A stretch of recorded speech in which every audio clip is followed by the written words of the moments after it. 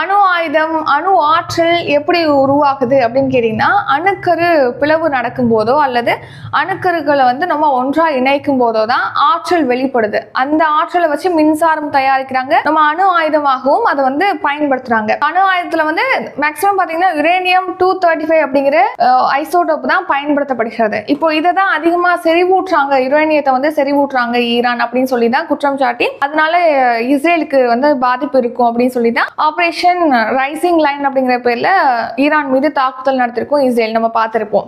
Uranium இல்லைன்னா plutonium, இந்த அணுக்கள் இருக்கு இல்லையா, யுரேனியம் அல்லது புளூட்டோனியத்துடைய அணுக்கருக்கள் இருக்கு இல்லையா, அணுக்களுடைய கருக்கள், அதுல பாத்தீங்கன்னா நியூட்ரான்களை வச்சு மோத வைக்கிறது. மோத வைக்கும் போது பாத்தீங்கன்னா ஒரு பெரிய ஆற்றல் அப்படிங்கிறது வெளிப்படுகிறது. நியூட்ரான்களால தாக்கப்படும் போது அந்த கருவானது பிளவுபடுது. ஸோ அணுக்கரு பாத்தீங்கன்னா ரெண்டா பிரியும் போது இல்லைன்னா ஒன்னா இணையும் போது ஆற்றல் வெளிப்படுதுன்னு சொன்னோம் இல்லையா. இந்த இடத்துல என்ன பண்றாங்கன்னா அணுவை பிளக்குறாங்க. ஸோ நியூட்ரான்கள், அதாவது அணுவுடைய கருக்கல்ல நியூட்ரான்களை வச்சு தாக்கும் போது அந்த அணுங்கிறது பிளவுபடுது. அந்த பிளவுபடும் போது ஆற்றல் வெளியாகுது. பிளஸ் ஒரு சில நியூட்ரான்களும் சிதறுது. இந்த நியூட்ரான்கள் மறுபடியும் அணுக்கள் மீது மோதி மறுபடியும் இது ஒரு தொடர் சங்கிலி வினையாக இது தொடர்ந்து நடந்து ஆற்றலானது வெளியேறிக்கிட்டே இருக்கு. ஸோ இதன் மூலமாக மின்சாரம் அப்படிங்கிறது தயாரிக்கப்படுகிறது. அணு ஆயுதமாகவும் அதை பயன்படுத்துறாங்க. ஸோ அணுசக்தி ஆணையம் இந்தியாவில் பாத்தீங்கன்னா 1954 அமைச்சிருப்பாங்க. இப்போ ஈரான்ல பாத்தீங்கன்னா யுரேனியத்தை செறிவூட்டிக்கிட்டு இருக்காங்க அப்படின்னு சொல்லி, அதனால தான் இஸ்ரேல் தாக்குதல் நடத்தியிருப்பாங்க.